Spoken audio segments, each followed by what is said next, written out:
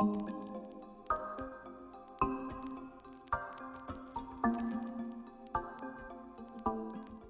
everybody, my name is Angela and welcome to this episode of Honey and Hustle.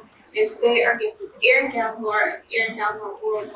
She has a really great background in waste and water treatment, and she's here today to talk about her latest endeavor and how she shifted that and incorporated her experience into what she's doing now. So Erin, I'd love for you to tell them a little bit more about what you're doing and how you pivoted your business during this time. Sure, yeah. So she'll look right here or she'll look at you? Look at me, my beautiful. Awesome, much better than looking at the camera. So I worked as an engineer for 10 years in the corporate setting and water and wastewater, and I loved it, but I found that the challenges of engineering were super interesting to me, but they just weren't as stimulating as the people part. I just loved working with people. I loved the leadership piece. I loved working with my staff. I loved working with other engineers. And so I just, when I would come home at the end of the day and I would talk about the things that I really enjoyed the most, it always involved helping other people grow, figuring out how to work with them in a way that we can start where they are and help get them to where they want to be in their professional career, but also personally. And most of that was involved in leadership, was involved in helping them to figure out how to lead themselves, how to grow greater confidence, how to talk to other people, how to advocate for themselves. And so I transitioned into starting my own leadership company, and that's where I am now. Leadership extraordinaire. So you started with this goal of helping people just basically take control of their lives, take control of their careers, and manifest it into what they want it to be. And that takes a lot of confronting fear, a lot of confronting intimidation, and just a lot of introspection of what am I really doing to either help myself or hold myself back from achieving everything that I want. So how have you translated that into this continuing education kind of piece of your business that you've been focusing on during this time? Yeah, so right now I'm focusing mainly on my continuing education piece, and so that's working with water and wastewater professionals, helping them to achieve their continuing education goals that they're required to acquire every year based on their licensure or their certifications. And my focus is purely in leadership, and really it's just for helping them to do exactly what you said beautifully, totally. Just helping them to step into their confidence, recognizing that everybody struggles. Everybody has issues with confidence. We all have to fight through them every day. It doesn't matter, how calm and composed some people might look, to you. They have struggles too. And then working on just some basics in the corporate world and in the workplace, expectations. What do you expect of yourself? What do you expect of other people? How do you manage yourself? How do you manage your emotions? Are you talking to people with empathy and seeing them as people? Or are you talking to them and seeing them as a robot? Somebody with a job description, somebody that can get you something. And how people respond to you and talk to you and interact with you is going to be very reflective of the way that you interact and communicate with them. So sometimes you have to kind of step back a little bit and recognize that people are people first. And actually I was having a conversation with someone this morning. If you want someone to be interested in you, interested in your goals, interested in what you hope to accomplish, interested in whatever it is the change you hope to see in the world, whether that be in your personal space or whether it's in your professional space, then you're going to have to be interested in them first. Show that you care, have some empathy, ask some questions, get interested in who they are and what they want to do and accomplish as a person. Because that's the only way they're ever going to truly be interested in you and what you want, is for you to show that you're actually a human being first too. Yeah, absolutely. So that's what my continuing education classes are all about, and breaking the framework down into actionable steps, because that's one thing that I've struggled with myself when I've attended continuing education classes and leadership type things in the past is, you're presented with these amazing stories. You're presented with these amazing, abstract, huge ideas, these big ideas. And you get so excited and so motivated, and then you get home and you're like, I have no idea how to incorporate that into my life. I have no idea how to press play or to take the first step. And or you leave with this big notebook full of ideas, all these notes that you want to implement into your day-to-day, into your routines, into your work with your people or your teams. And then you get back to the office or your home office, depending on where you're working these days, and the notebook just sits there and starts collecting dust because you get back into that same old routine and same old, and you never do anything because it would require you to go through another thinking process strategically. And so my goal in anything that I do, whether it be putting out a 2-minute video on LinkedIn or Instagram or Facebook or wherever, is to give you something you can actually grab a hold of and utilize today. Some thought, some action step that you can utilize right now to grow your leadership, for yourself and for your team. That was a really long answer, but that's okay. But yes, that's my goal, because that's what I always felt like was missing when I attended these classes. That was just amazing. I had amazing teachers and amazing books that I read, but I always got to the end and I'm like, what now? Yeah, next. What do we do? So yeah. So a couple years ago, you started working as a diversity and inclusion committee chair for an association related to water and waste management. And you're still doing that now. And some would argue that's a really hot topic. I personally feel like that's really important work that we're doing right now in terms of how we are working together to create a way forward across the board, through the community, through society, through the workplace, and just through our interactions with people. So can you tell me a little bit more about how that work has, or how your approach to that work rather, has enhanced or increased during this time? And what are your thoughts on this shift in thinking surrounding diversity and inclusion? Yeah, so there's so much to say there. There are people that say they're not racist. There are people that say that they believe that all minorities, including women, should have a place to live, that should be paid equally, treated equally, the hiring practices should be equal. But oftentimes, those are the same people who, when asked, who can potentially use their power, use their voice to advocate for those women, to advocate for those minorities, to make sure there is an open and available seat at the table, remain silent. And that has changed.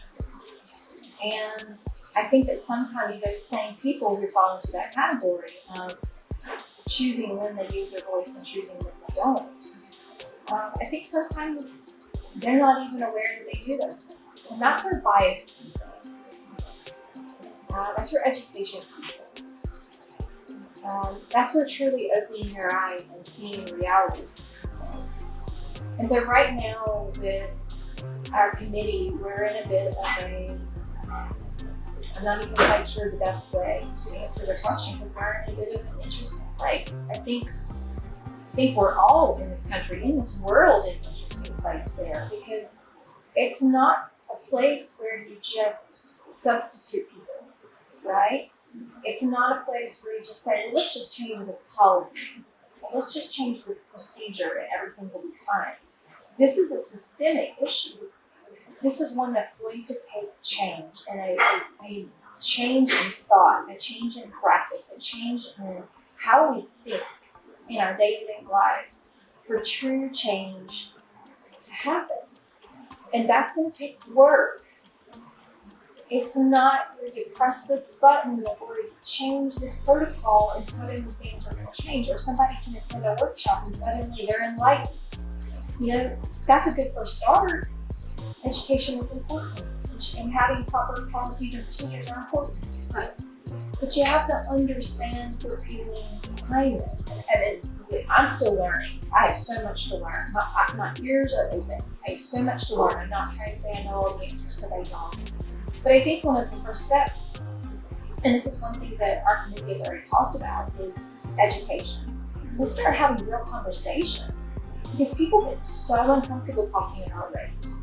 people get so uncomfortable talking about, minority conversations that they end up just not having it because they're afraid they're going to say the wrong thing.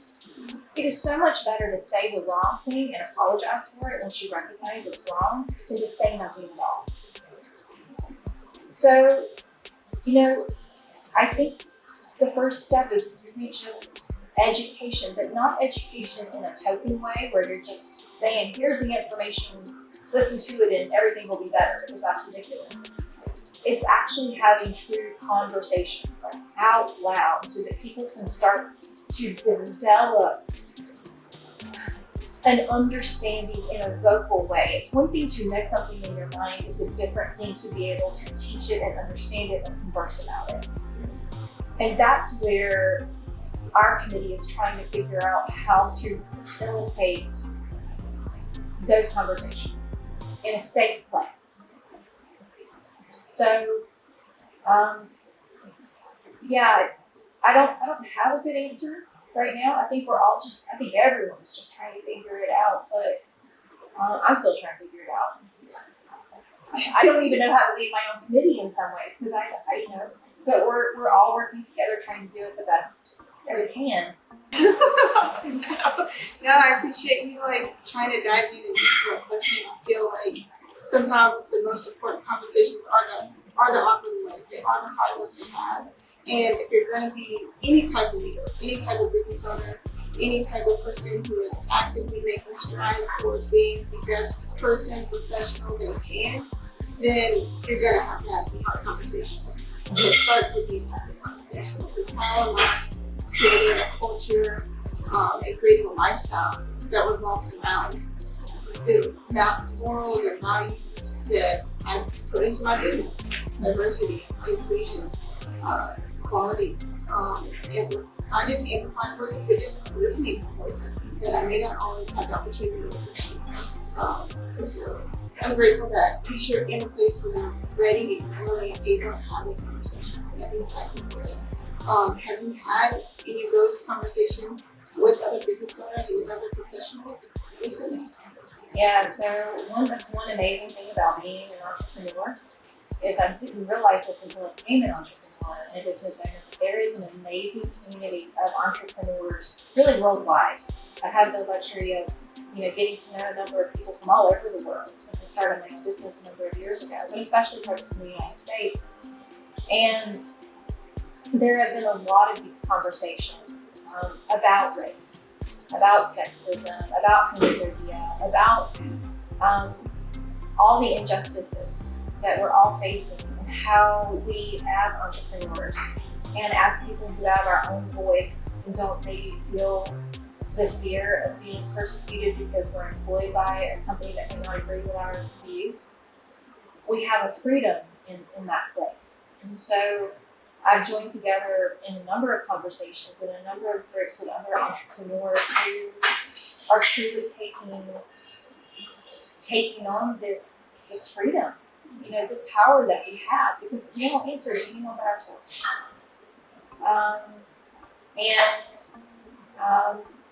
Truly using that as a powerful platform. How can we use this platform to truly facilitate change? What can we do?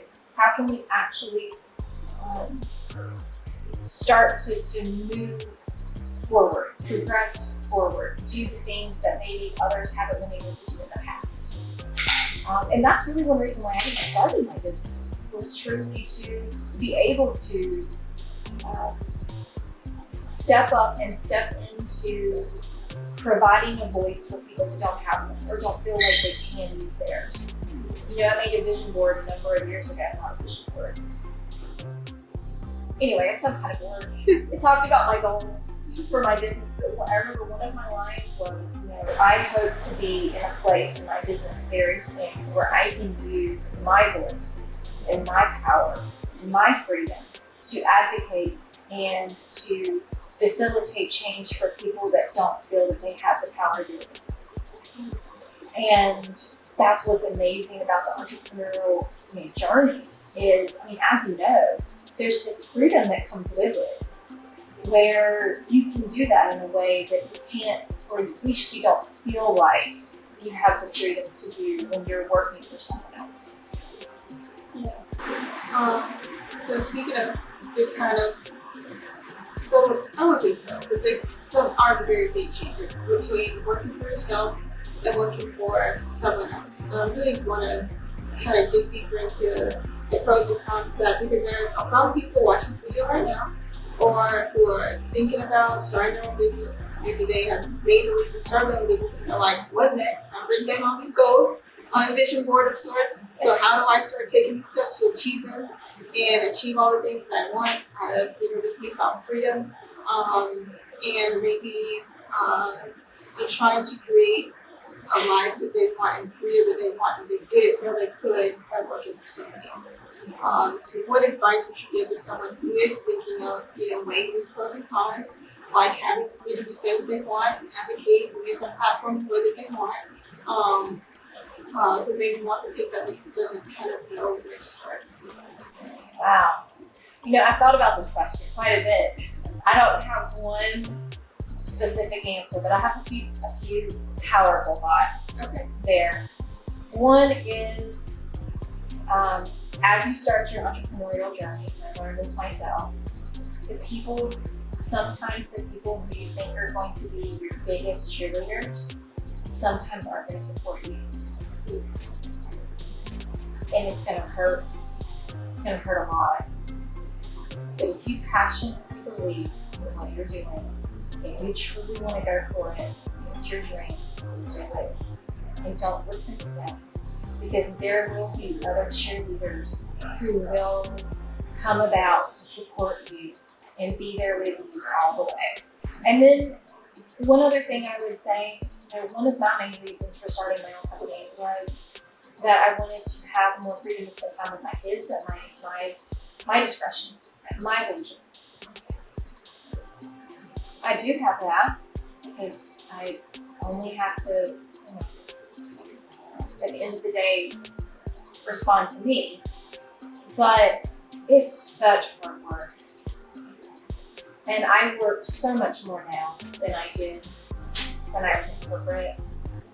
And the work is so much more exhausting. It's also so much more worth it. And I love it so much more. But I think it's a mistake if you think that you're gonna work less. Because you're gonna work so much more. But it's for you, so it's very different. It feels different. So I have more time with my children at my leisure, but I am working so much harder and so much more. Now, do I hope to, establish some efficiencies and effectivenesses in my business so that that's not always the case? Yes. But these last 2 years have been brutal in a lot of ways because there's just so much to do. You're not just doing your job, the reason that you started the company, right? Whatever your specialty is, like for me, leadership and teaching classes and teaching workshops and leadership. I'm also doing everything else. I'm making the CEO decisions. I'm doing the marketing. I'm doing my books. I'm doing, all the content creation for, all the social blasts that I do. I'm doing everything. Now I've hired a few people to help me in some of those avenues, but holy moly, like I never imagined it was going to be this much work. I never contemplated all the pieces and parts. Yep. I should have, but I did not. I did not. but it is totally worth it because it's yours, right? And this is, for me, it's my passion, and I would imagine anyone else who starts a small company, they're doing it because it's their passion. And that just, the feel at the end of the day, it's just so much more worth it. I couldn't agree more. Yeah. I think me and my friends always make this running joke, like, man, we left a 40-hour work week job. Now we're working like 60 hours a week, right. 80 hours a week. Yeah. And we're doing it with a smile on our face. Right. Right. Sometimes you're exhausted. Sometimes not. Yes, sometimes. But you work through it. You're gonna have bad days, just like you're gonna have bad days at a corporate job. But you have to be able to work through those bad days and see, focus on that vision that you have for yourself, for your company. So, yeah. Well, thank you so much for sharing your gems with us today. I hope people that are viewing this got some amazing information out of this. I know I did. Like this video if you liked it. Subscribe to the YouTube channel if you haven't already. And we'll see you guys in the next video.